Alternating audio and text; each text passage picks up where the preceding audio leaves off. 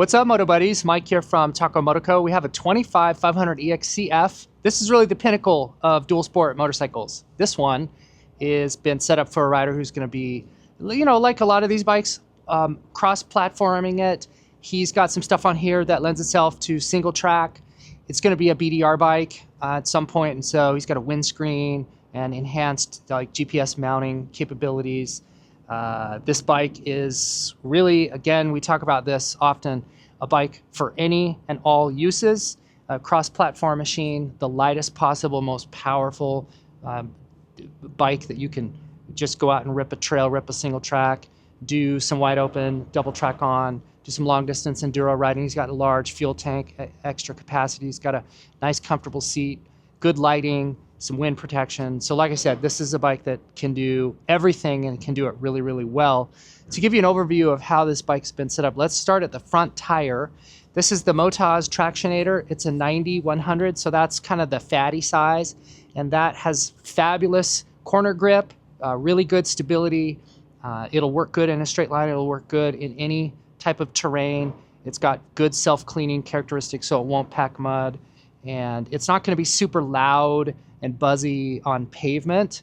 We always put a rim lock on these. These dual sport bikes, they don't come with rim locks. On the front, it's optional. So just a quick word about that. We typically don't do a rim lock on the front. However, it's not a bad idea to do it, because if you had some issue with the moose and you had to change out to a tube, you'd be glad that the rim lock was already in there. On my own personal bikes, I don't put a rim lock on the front, so the front could go either way. Mandatory and 100% needed in the rear.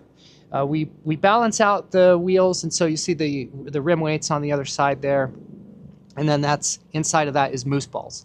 That's a great wheel setup. He's got Warp 9 Elite rims on that with the oversized spokes. It's a fabulous wheel set.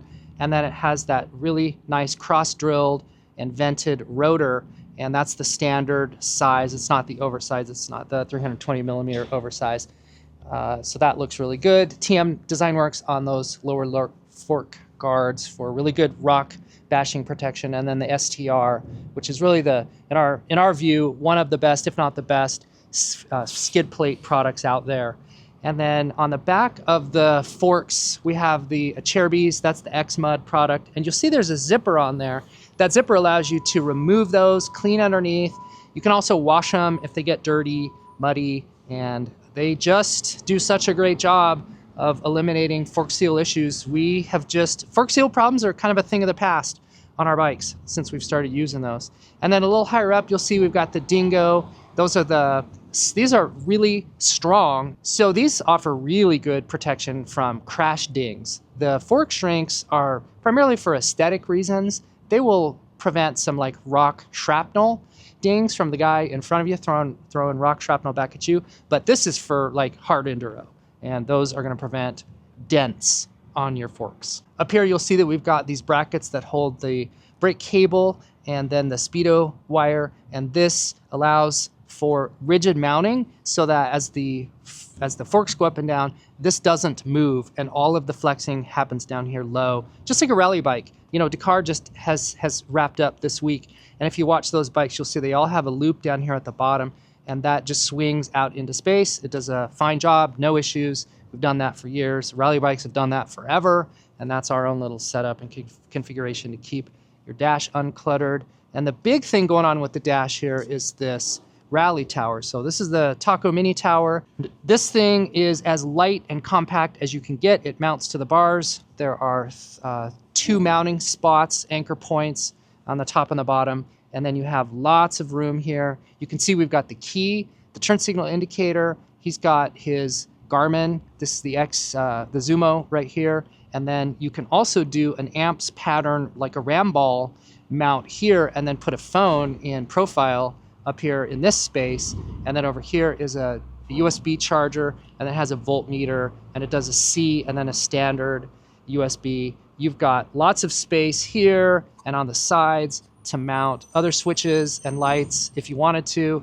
And then down here, you'll see on the side, we retain the OEM speedo, and having that there means that you're capturing your mileage and hours, your check engine light, all of the things that you want and need on your stock unit that's retained there and lives forever. So up here, you'll see we have the highway dirt bikes mounting system. This is a super, super heavy duty, hardcore, durable bar guard system. And this thing has a very rock solid mounting pattern in the front. And then you've got some screw holes here that they have a different type of adapter plates. If you wanted to, you could add some more functionality up in this zone with switches and control area for you if you wanted to. You could also use one of these bolts here to swap in a ball mount, like a round ball mount, and throw an arm off to do even more. So a lot of things, a lot of expandability in this cockpit, but we've set this up for all kinds of features, functions if he wants. Behind here, we have, behind the tower here, we have power taps that are integrated into the electrical system. So we have key on, or rather engine on, engine run. We have a hot power tap and then a direct to battery power tap. So that's all behind there. Lots of things you can hide and sneak away into that rally tower. As far as the rest of the bar system goes, we have a Scott stabilizer using a BRP. And notice that we have the blue dampers in here. There's blue and red. Blue are the ones that are softer, so a little more comfortable. Those are favored by vet riders over the red ones.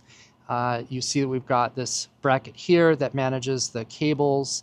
The vent hose goes into a little side deal here and goes into the frame.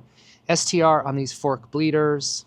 Over here we have Tacomoto start kill switch, and then OD Rogue on the grips. You'll see here bulletproof for the levers, both clutch and brake. And then while I'm up here, just to point out in terms of like the mirrors, these are integrated. The highway dirt bike system has integrated mirrors. They go right into the bar guard themselves, and then they fold out. Let me show you how that works. They fold out, so when you're on road sections, you have the mirror there. The advantage is how it tucks away in so nicely and how small and compact it is. The disadvantage is it's fairly small. It can be a little buzzy. It can be affected by the wind. So visibility is not a 10 out of 10. I'd rate it a solid 4.5 out of 10. If you place a higher priority on visibility and less on convenience, then the ultimate way to go for a mirror setup would be double take mirror system. And that gives you the ability to have a larger mirror on a little stronger mounting situation, less vulnerable to those vibrations. You know, it just depends on priority, and there are many mirror options out there. This is a great one as well. This Recluse left-hand brake system is really a super high-end upgrade for single track riders. What it allows you to do is to hand modulate the rear brake. Your foot, your right foot stabbing at the brake pedal will work, and some riders have very high touch and high feel. They can get a really good sense of the braking power inputs with their foot, others don't. And so this system lets you modulate that rear power with your left hand. And the lever, notice how it's down low like this. So you have the clutch and then the left-hand lever here. If you had a Recluse auto clutch, that would be one step even above. That's really the ultimate configuration, is a Recluse left-hand brake, a Recluse auto clutch, and that's for hard enduro, hardcore single track. If you have a manual clutch, which this bike does, when you put it in gear, you have hill stopping ability through the tranny.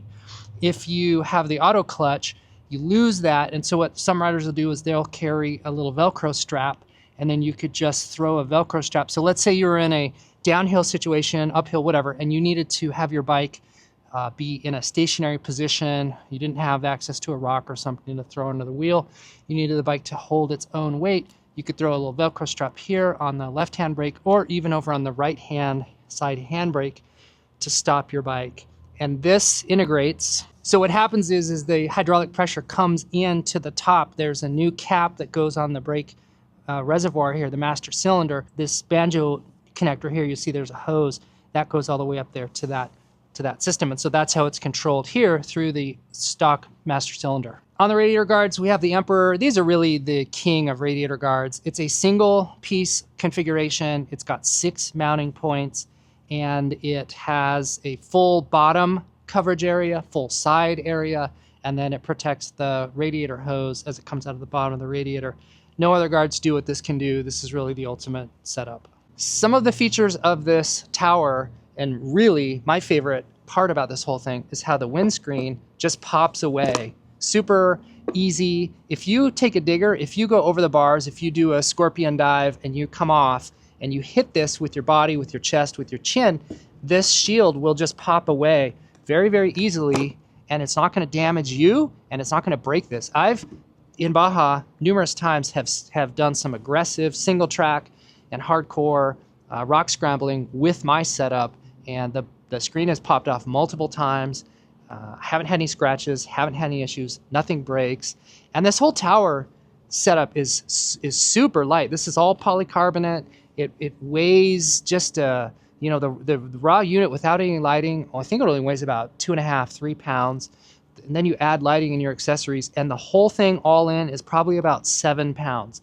That is crazy light, and it can be removed, and then you could put your stock headlight back on there in about 30 to 40 minutes. So if you wanted to switch, and I do, I switch back and forth on my bike between the 2 different configurations with the standard headlight and then this, depending on the ride that I'm going on. So I have 2 bikes in one, basically, with that setup. Now the headlights are diode dynamics. Those are, the bottom one is the low beam pattern, and that's a wide flat. The top is a high beam throw, and they are the high spec version. So these are the ones that put out the most lumens. They do a great job.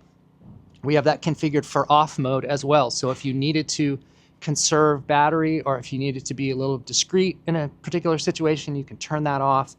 And so you got 3 positions for the lighting there. On these turn signals, these are the tacobout flex signals, and those have a run light, a white run light feature. So a lot of lighting with the really good visibility for oncoming traffic, people seeing you, really good in that way. So the Acerbis tank, that's the 3.9s 4-gallon tank. That's the big Acerbis tank.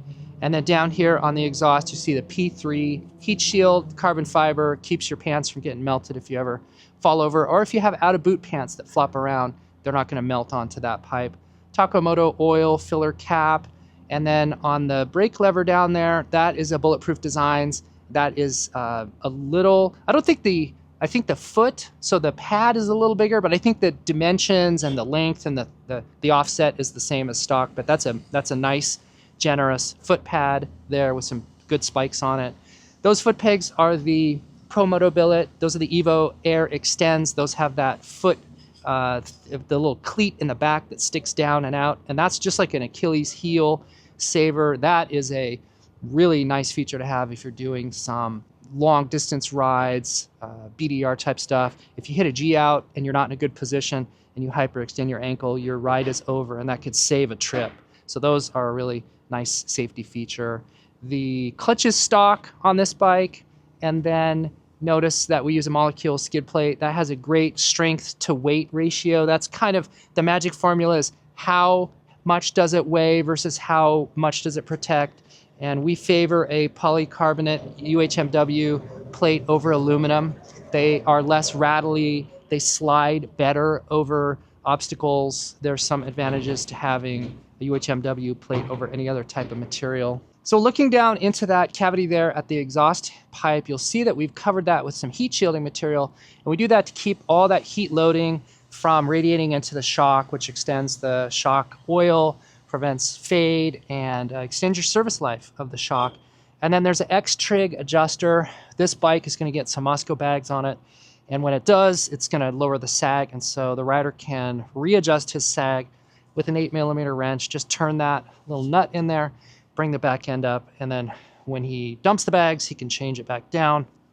You can put little marks.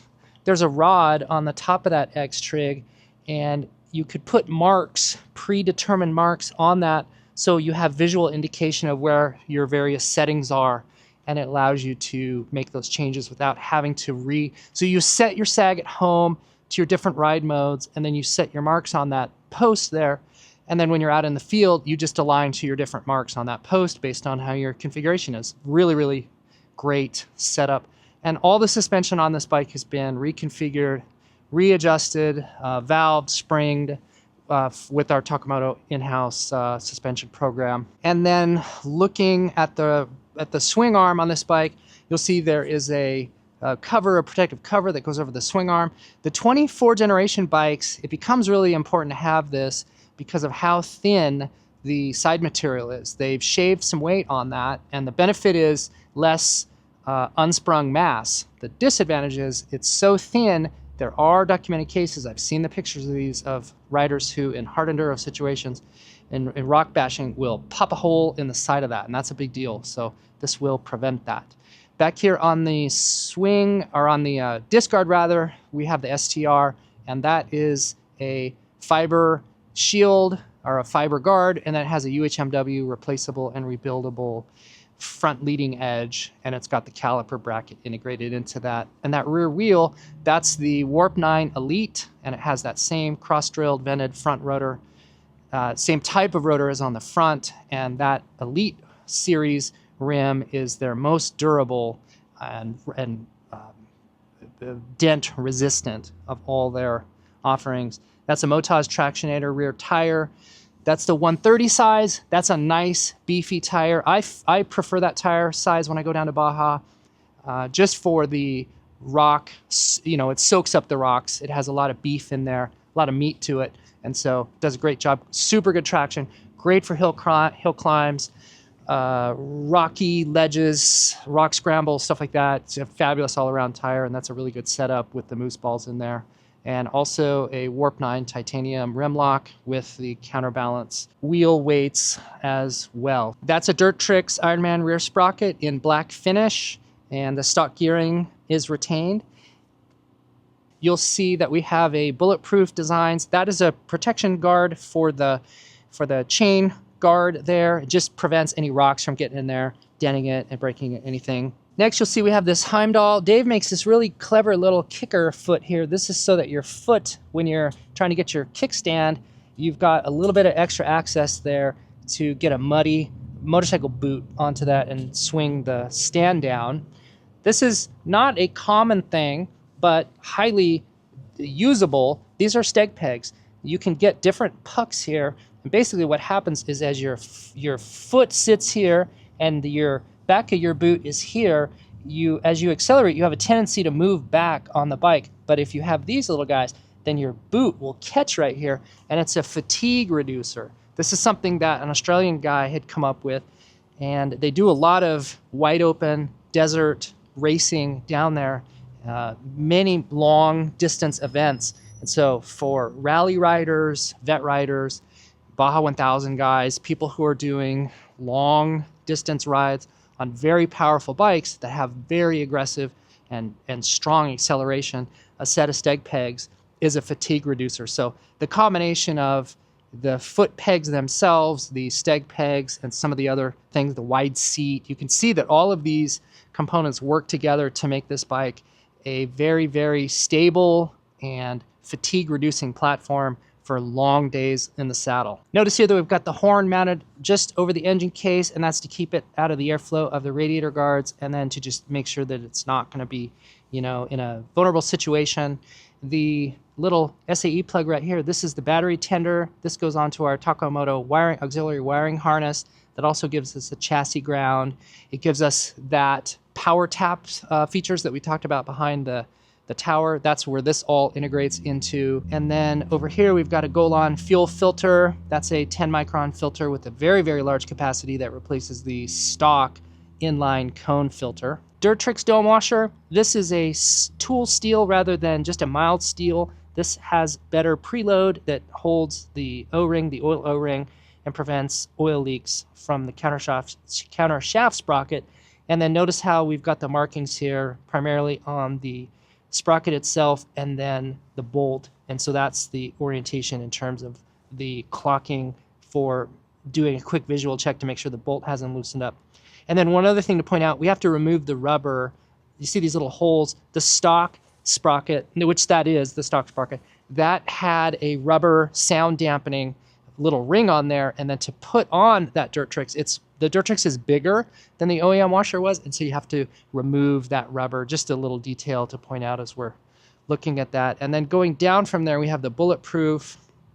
That's the shift lever, and that's billet, and it's beefy as heck, and that is so crash resistant and durable.